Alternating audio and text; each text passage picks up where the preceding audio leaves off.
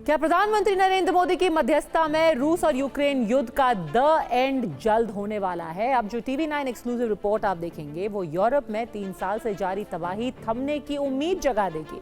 सूत्रों के हवाले से खबर है कि प्रधानमंत्री नरेंद्र मोदी ने रूस के राष्ट्रपति व्लादिमीर पुतिन और अमेरिका के निर्वाचित राष्ट्रपति डोनाल्ड ट्रंप की मुलाकात का कथानक लिख दिया है। ट्रंप के अमेरिका का राष्ट्रपति बनने से पहले या उसके कुछ ही दिन बाद दोनों वो और पुतिन की मुलाकात हो सकती है। खबर यह भी है कि पुतिन और ट्रंप दोनों इस मुलाकात के लिए सहमत हो गए हैं, लेकिन पुतिन अपने किसी मित्र देश में ही ट्रंप से मिलना चाहते हैं और इसके लिए क्रेमलिन की पहली पसंद क्या है? भारतवर्ष। पूरी खबर आपको बताएंगे, लेकिन सबसे पहले सिर्फ 2 मिनट में इस वीडियो रिपोर्ट को देखिए, जिसमें इस संभावित शांति वार्ता के लिए जमीन कैसे तैयार हुई ये पता चलेगा।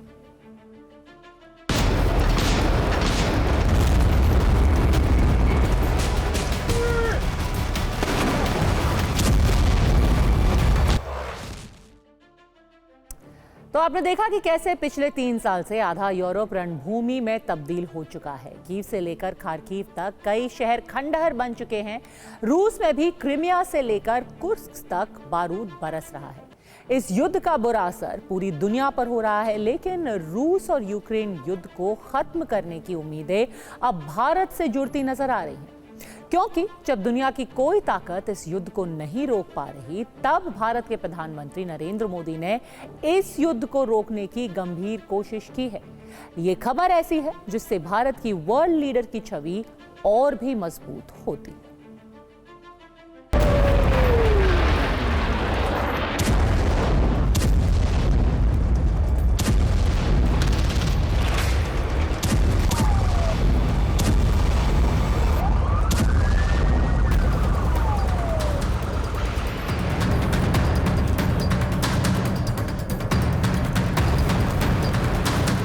अमेरिका की लॉन्ग रेंज अटैक एमएस मिसाइलें रूस पर कहर बनकर बरस रही और रूस की जिरकॉन, किंजल और ऑरेश्निक जैसी सबसे विनाशक मिसाइलें यूक्रेन का विनाश कर रही।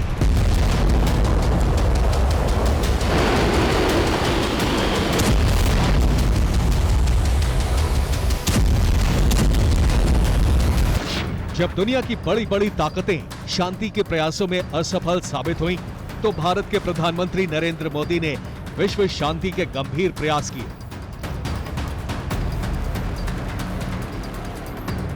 सवाल यह है कि क्या प्रधानमंत्री नरेंद्र मोदी पुतिन और ज़ेलेंस्की के बीच शांति संधि के सूत्रधार बनेंगे?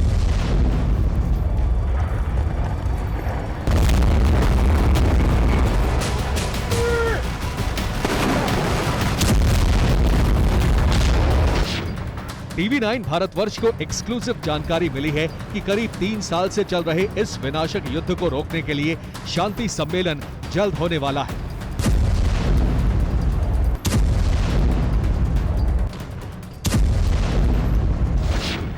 हमारे सूत्रों ने खबर दी है कि इसी साल ट्रंप और पुतिन की मुलाकात होने वाली है।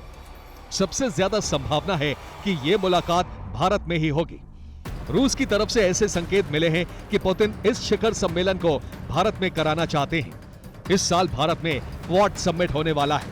यह भी उम्मीद जताई जा रही है कि जिस वक्त क्वाड समिट होगा उसी वक्त पुतिन और ट्रंप भी मिलेंगे और भारत की मेजबानी में रूस यूक्रेन युद्ध की समाप्ति पर गंभीर बातचीत करेंगे।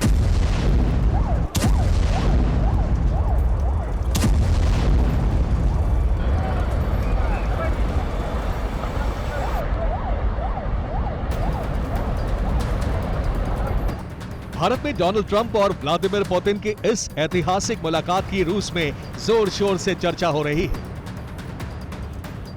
उम्मीद है कि भारत में होने वाले क्वाड समिट में पुतिन और ट्रंप शांति वार्ता कर सकते हैं। रक्षा विशेषज्ञों का यह भी मानना है कि दुनिया को चौंकाते हुए यह मुलाकात अचानक और इससे पहले भी हो सकती है। ट्रंप ने ये बोला है कि जब वो प्रेसिडेंट बनते हैं 20 जनवरी को, इस युद्ध को वो जल्दी से जल्दी ख़त्म कर देंगे।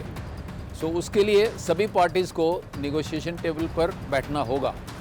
तो उससे पहले ट्रंप और पुतिन की मुलाकात होनी है। जो देश जहाँ पर मुलाकात हो सकती है वो इंडिया एक देश है। ट्रंप अमेरिका के अगले राष्ट्रपति निर्वाचित हो चुके हैं। चुनाव जीतने से पहले उन्होंने वादा किया था कि अगर वो जीते तो रूस और यूक्रेन की जंग रुकवा देंगे। ट्रंप ने यही बात चुनाव जीतने के बाद भी कई बार कही है।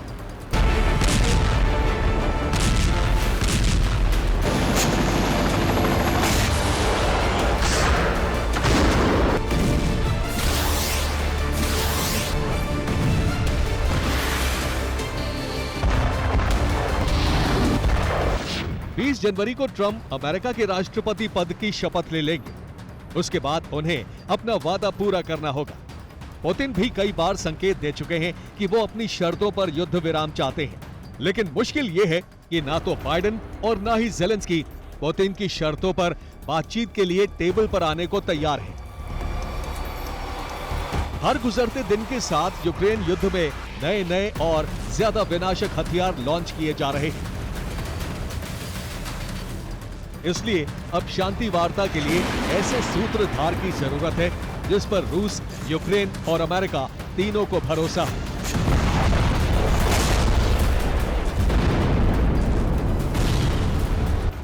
और इस समय दुनिया में ऐसे सूत्रधार सिर्फ एक हैं, प्रधानमंत्री नरेंद्र मोदी। ये तकरीबन तय है कि बहुत जल्द ट्रंप और पुतिन बातचीत के टेबल पर बैठने वाले हैं। सूत्रों के मुताबिक क्रेमलिन उन देशों की सूची भी तैयार कर रहा है जहां ये मुलाकात आयोजित की जा सकती है। इस बीच भारत का नाम सबसे उपयुक्त विकल्प के रूप में उभरा है। क्रेमलिन से जुड़े कई लोगों का मानना है कि भारत की भूमि पर ही मुलाकात सफल हो सकती है। भारत ने रूस और यूक्रेन युद्ध के दौरान निष्पक्ष और स्वतंत्र रुख अपनाया है, जिसे अंतर्राष्ट्रीय स्तर पर सराहा गया है। इसके साथ ही 2025 में राष्ट्रपति पुतिन का भारत दौरा भी प्रस्तावित है। दूसरी ओर डोनाल्ड ट्रंप भी अपने कार्यकाल के दौरान भारत की यात्रा कर चुके हैं। भारत क्वाड का सदस्य है और 2025 में भारत क्वाड सम्मेलन की अध्यक्षता भी करने जा रहा है, जिसमें अमेरिका के राष्ट्रपति को आना है।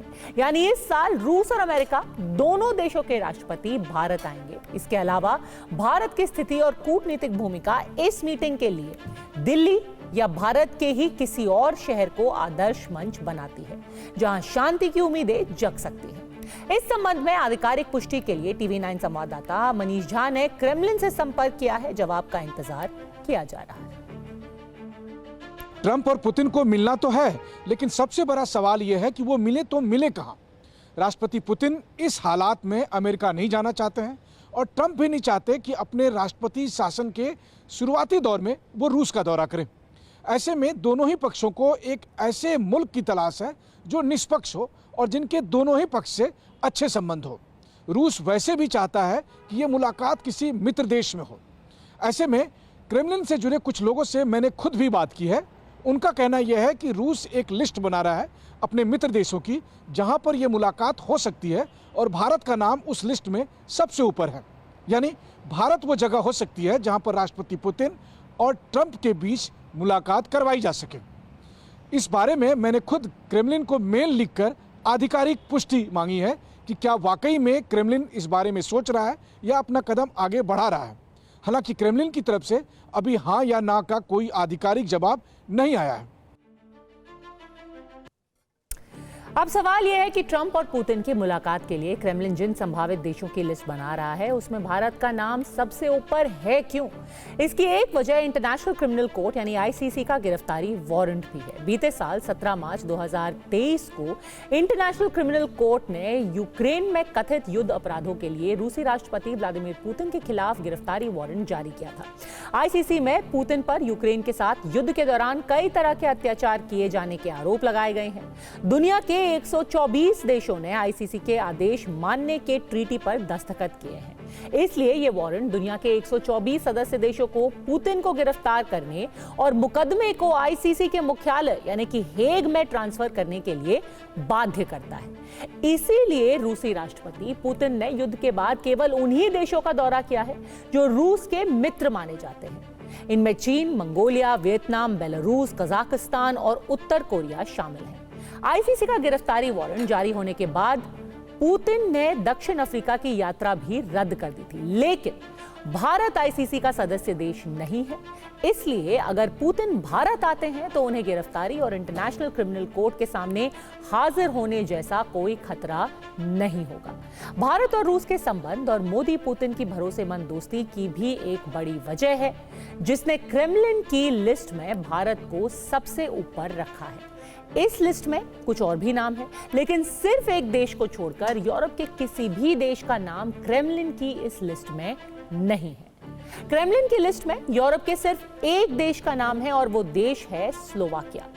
भारत की तरह स्लोवाकिया भी इंटरनेशनल क्रिमिनल कोर्ट का सदस्य देश नहीं है, इसलिए अगर पुतिन और ट्रंप की मुलाकात स्लोवाकिया में भी होती है तो पुतिन के सामने कोई खतरा पेश नहीं होगा। इसके अलावा 23 दिसंबर को स्लोवाकिया के प्रधानमंत्री रॉबर्ट फीको ने रूस का दौरा किया था और राष्ट्रपति पुतिन को अपने देश में मुलाकात के लिए न्योता भी दिया था। वैसे अमेरिकी और रूसी राष्ट्रपतियों की मुलाकात अक्सर यूरोप में होती रही है, यहां तक कि अमेरिका के राष्ट्रपति जो बाइडेन और रूस के राष्ट्रपति व्लादिमीर पुतिन की आखिरी मुलाकात की अगर बात करें तो वो भी यूरोप में ही हुई थी। 2021 में राष्ट्रपति जो बाइडेन और पुतिन की मुलाकात स्विट्जरलैंड के जिनीवा में हुई थी, लेकिन तब तक ना तो रूस और यूक्रेन का युद्ध शुरू हुआ था और ना ही आईसीसी के पुतिन की गिरफ्तारी का वारंट जारी हुआ था। इसलिए मौजूदा परिस्थितियों में व्लादिमीर पुतिन यूरोप के उन देशों में जाने से बच रहे हैं जो सीधे या परोक्ष रूप से इस युद्ध में शामिल है या फिर जो आईसीसी के सदस्य हैं। अगर ये मुलाकात भारत में होती है तो ये ना केवल रूस और यूक्रेन युद्ध को समाप्त करने में एक बड़ा कदम होगा, बल्कि भारत की कूटनीतिक साख को भी एक नई ऊंचाई पर ले जाएगा। अब नजरें क्रेमलिन की आधिकारिक पुष्टि पर टिकी हैं, जिसका बेसब्री से इंतजार है, लेकिन विदेश नीति को गहराई से जानने और समझने वाले लोगों को यकीन है कि पुतिन और ट्रंप मिलेंगे जल्द और इस मुलाकात के सूत्रधार होंगे प्रधानमंत्री नरेंद्र मोदी। कौन सी कंट्री ऐसी हो सकती है जो एक न्यूट्रल ग्राउंड प्रोवाइड करे, और उसमें मुझे लगता है भारत की एक अहम भूमिका हो सकती है। और भारत तो हमेशा से शांति का प्रतीक रहा है। यदि यहाँ पे बात होती है तो आप समझिए कि नेगोशिएशन कॉम्प्रोमाइज के साथ साथ उसको एक फिलोसॉफिकल बैकग्राउंड भी मिलेगा जो बहुत ही अच्छा रहेगा इस युद्ध को समाप्त करने के लिए। क्वाड की मीटिंग होने वाली है मार्च में 2025 में भारत में, देश की राजधानी में, तो उसके लिए डोनाल्ड ट्रंप साहब अवश्य आएंगे। अब व्लादिमीर पुतिन साहब भी अगर उस वक्त आते हैं, क्योंकि उन्होंने भी कहा है कि मैं जल्दी अगले साल भारत जाऊंगा, इसका यह मतलब हुआ कि दोनों की मुलाकात यहां पर हो सकती है। चांस बहुत ज्यादा बनता है कि भारत अमेरिका और रशिया के बीच में एक मध्यस्थता का रोल प्ले कर सकता है, और अगर करेगा और मामला आगे बढ़ा तो फिर जहां ये वार्ता होनी है वो लॉजिकल है। डोनाल्ड ट्रंप और प्रधानमंत्री मोदी अच्छे मित्र हैं, उसी तरह पीएम मोदी और व्लादिमीर पुतिन भी पक्के दोस्त हैं। यानी कि प्रधानमंत्री नरेंद्र मोदी ट्रंप और पुतिन के बीच एक मजबूत सूत्रधार बन सकते हैं। अपने चुनाव प्रचार के दौरान ट्रंप लगातार ये बात कहते रहे हैं कि वो रूस और यूक्रेन युद्ध एक दिन में खत्म करवा सकते हैं। ट्रंप ने जीतने के बाद ही कहा था कि अब अमेरिका को कोई जंग नहीं लड़नी होगी। जीत के बाद लोगों को संबोधित करते हुए ट्रंप ने कहा कि मैं युद्ध रोकने जा रहा हूं। उन्होंने अपने पिछले कार्यकाल को याद करते हुए कहा कि हमने 4 साल में कोई जंग लड़ी नहीं थी। जब उनसे इस बारे में पूछा गया तो वो इसे कैसे खत्म कराएंगे, तो उन्होंने अपनी निगरानी में समझौता कराने की बात भी की थी। हालांकि किसी योजना के बारे में उन्होंने खुलासा नहीं किया।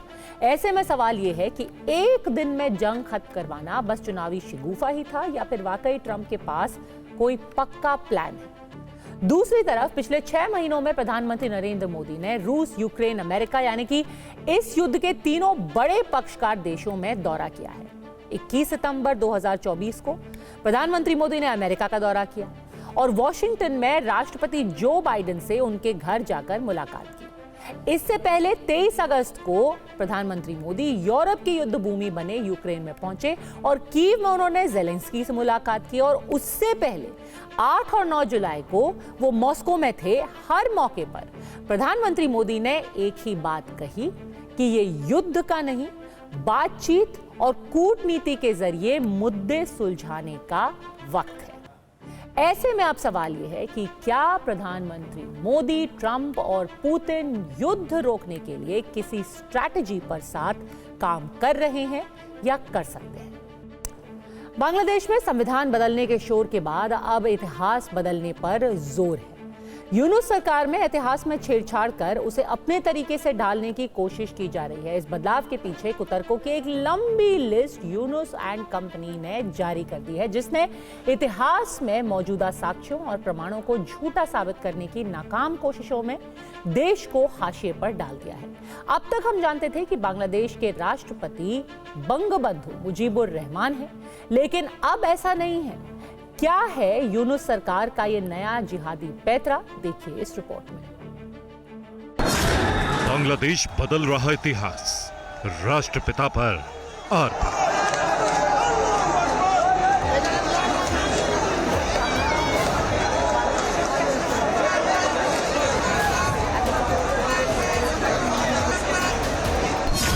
संविधान के बाद इतिहास पर कट्टर वार।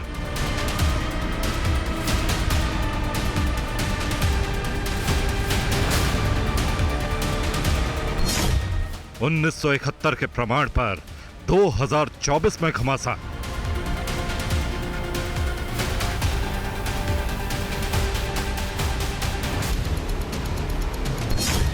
इतिहास के साथ खिलवाड़, तमाशा देख रही यूनुस सरकार।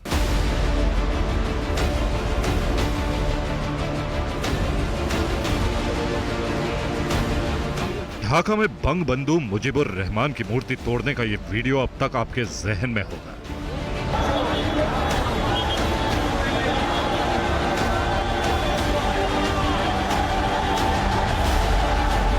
बांग्लादेश में राष्ट्रपति के दफ्तर से मुजीबुर रहमान की फोटो हटाने की बात भी आपको पता होगी।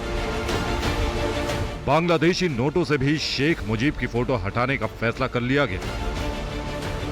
लेकिन अब बात फोटो और मूर्ति से आगे बढ़ गई है। जंग बांग्लादेश में इतिहास पर छिड़ गई है। एक धड़ा कह रहा है कि बांग्लादेश के राष्ट्रपिता शेख मुजीबुर रहमान है, तो दूसरा धड़ा पूर्व राष्ट्रपति जियाउर रहमान को राष्ट्रपिता साबित करने पर आमदा है। न सिर्फ आमदा है, बल्कि नई किताबों में इस इतिहास को बदला भी जा रहा है। वो इतिहास जिसके तहत शेख मुजीबुर रहमान को बांग्लादेश के राष्ट्रपिता की उपाधि मिली हुई थी। द डेली स्टार की रिपोर्ट के मुताबिक कक्षा 1 से 9वीं तक की कुल 33 किताबों में इतिहास बदल दिया गया है, ताकि हर तरह से बंगबंधु मुजीबुर रहमान की छवि मिटाकर ये साबित किया जा सके कि बांग्लादेश की आज़ादी का ऐलान जियाउर रहमान ने किया था। Bangladesh national curriculum and text book board के अध्यक्ष ने कहा, 2025 की पाठ्य पुस्तकों में लिखा जाएगा कि 26 मार्च 1971 को सबसे पहले जियाउर रहमान ने बांग्लादेश की आजादी की घोषणा की थी। इसके एक दिन बाद 27 मार्च को शेख मुजीबुर रहमान ने आजादी का ऐलान किया। टेक्स्ट बुक में बदलाव कराने वाले लेखकों में शामिल रिसर्चर राखल राहा ने कहा कि पहले की किताबों में कोई तथ्य आधारित जानकारी नहीं थी कि आजादी का ऐलान शेख मुजीबुर रहमान ने किया, इसलिए हम इस गलत जानकारी को बदल रहे हैं। इसके अलावा उन्होंने कहा कि अब किसी भी व्यक्ति का गैर जरूरी महिमा मंडन नहीं होगा और किसी के बारे में बढ़ा चढ़ाकर बताई गई बातें भी हटाई जाएंगी। बांग्लादेश में हमेशा से इस बात पर विवाद रहा है कि वहां आजादी की घोषणा किसने की थी। अवामी लीग का दावा है कि ऐलान बंगबंधु मुजीबुर रहमान ने किया था, जबकि खालिदा जिया की बीएनपी पार्टी अपने संस्थापक जियाउर रहमान को इसका श्रेय देती है। आगे हम इतिहास में मौजूद प्रमाणों का जिक्र करें, उससे पहले शेख मुजीबुर रहमान और जियाउर रहमान को जान लीजिए। शेख मुजीबुर रहमान को अब तक बांग्लादेश के राष्ट्रपति की उपाधि मिली थी। मुक्ति संग्राम का नेतृत्व उन्होंने किया, देश की आजादी में बड़ा योगदान दिया। बंगबंधु नाम से भी उनकी पहचान है और वो पूर्व पीएम शेख हसीना के पिता हैं। तो दूसरी ओर जियाउर रहमान बांग्लादेश के 8वें राष्ट्रपति रहे और सेना से आने वाले बांग्लादेश के पहले शासक भी थे। बांग्लादेश नेशनलिस्ट पार्टी के संस्थापक थे और बांग्लादेश के दूसरे सर्वोच्च पुरस्कार वीर उत्तम से नवाजे जा चुके हैं। अगर बांग्लादेश इतिहास बदलने की कोशिश कर रहा है वो कामयाब नहीं होगा। मैंने ये देखा है सूडान में, मैंने ये देखा है जहाँ मैं आपका राजदूत था, इथियोपिया में देखा है, मैंने जिम्बाब्वे में देखा है, मैंने जर्मनी तक में ये देखा है इतिहास बदलने की कोशिश की गई है, मैंने पोलैंड में ये देखा, मैं भी वहाँ राजदूत था। इससे कुछ होता नहीं है, इतिहास तो इतिहास है। अवामी लीग के समर्थकों का मानना है कि शेख मुजीब ने आज़ादी की घोषणा की थी और जियाउर रहमान जो एक सेना प्रमुख थे और बाद में लिबरेशन वॉर के सेक्टर कमांडर थे, उन्होंने मुजीब के निर्देशों पर सिर्फ घोषणा पढ़ी थी। लेकिन जियाउर रहमान और बीएनपी समर्थकों का मानना इसके उलट है।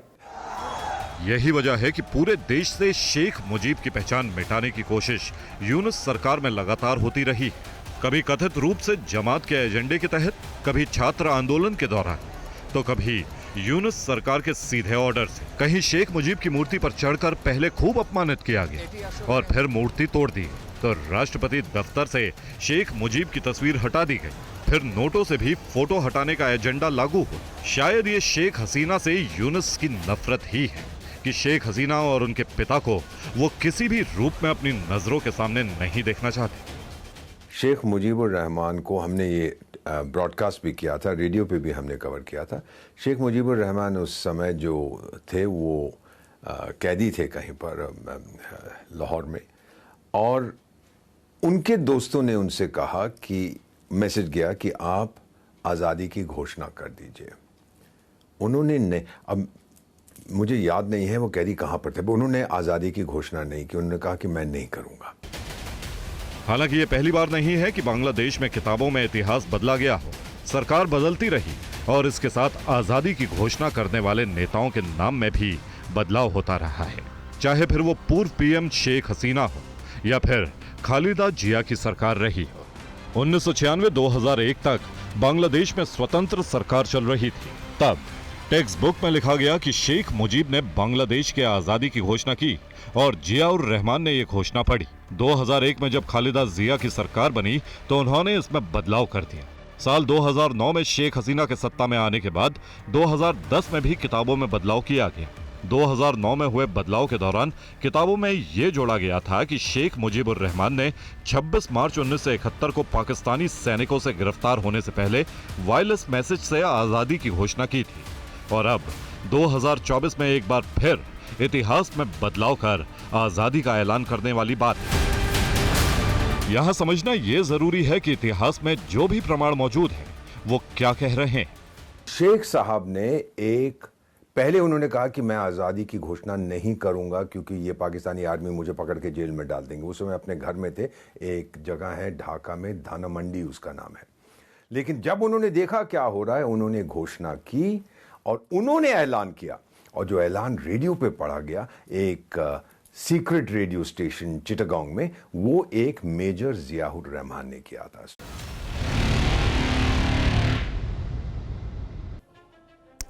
साल 2024 में भारत ने ऐसी कई उपलब्धियां हासिल की जो दुनिया में भारत के बढ़ते असर को दिखाती हैं। जाहिर है इन उपलब्धियों के पीछे प्रधानमंत्री मोदी की कारगर नीतियों और कुशल नेतृत्व का प्रभावशाली योगदान रहा है। तकनीक के क्षेत्र में भी भारत के लिए बीता साल शानदार रहा। मेडिकल, डिफेंस, परमाणु ऊर्जा और अंतरिक्ष से लेकर संचार के क्षेत्र में भी भारत ने कई बड़ी उपलब्धियां हासिल की।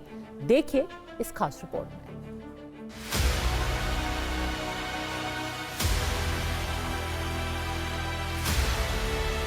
साल 2024 भारत के लिए कई मायनों में बड़ी उपलब्धियों का साल रहा है और भारत की इन उपलब्धियों ने वैश्विक स्तर पर देश को नई ऊंचाइयों पर पहुंचाया है। चाहे वो मेडिकल का सेक्टर हो या फार्मास्यूटिकल्स का, जैव प्रौद्योगिकी का क्षेत्र हो या डिफेंस, परमाणु ऊर्जा और अंतरिक्ष का, भारत ने साल 2024 में अभूतपूर्व सफलता हासिल की। 2024 में भारत की फार्मास्यूटिकल निर्यात 15 बिलियन अमेरिकी डॉलर से बढ़कर 28 बिलियन अमेरिकी डॉलर हो गया। जैव प्रौद्योगिकी में भारत ने 10 बिलियन अमेरिकी डॉलर से 130 बिलियन अमेरिकी डॉलर तक का 13 गुना विस्तार किया। भारत ने 2024 में रक्षा क्षेत्र में भी बड़ी सफलता हासिल की। रक्षा निर्यात में 30 गुना वृद्धि हुई। भारत की परमाणु ऊर्जा क्षमता 8,180 मेगावाट हो गई। बीते साल में मिशन दिव्यास्त्र के तहत अग्नि 5 मिसाइल के सफल परीक्षण और MIRV तकनीक ने भी भारत की रक्षा क्षमताओं को मजबूत किया। दूसरी तरफ भारत ने अंतरिक्ष क्षेत्र में भी बड़ी कामयाबी हासिल की। गगनयान मिशन की सफलता और सौर मिशन आदित्य L1 जैसी महत्वपूर्ण उपलब्धियों ने स्पेस मिशन में भारत को बुलंदी पर पहुंचा दिया। भारत ने 5G नेटवर्क शुरू करने से लेकर made in India Covid vaccine विकसित करके दुनिया के सामने एक मिसाल कायम कर दी। भारत ने साल 2024 में ही अपना पहला स्वदेशी एंटीबायोटिक नेफेथ्रोमाइसिन लॉन्च किया, जो चिकित्सा विज्ञान में एक बड़ी उपलब्धि है। प्रधानमंत्री नरेंद्र मोदी के नेतृत्व में भारत ने साल 2024 में 340 से अधिक परियोजनाओं को भी गति दी। साल 2024 में कई चीजें ऐतिहासिक रूप से पहली बार हुई। ऐसे में साल 2024 कई मायनों में एक ऐतिहासिक साल रहा। यही है भारत का पावर पंच, फिक्र आपकी, परवाह देश की। Bureau report, TV9 Bharatvarsh.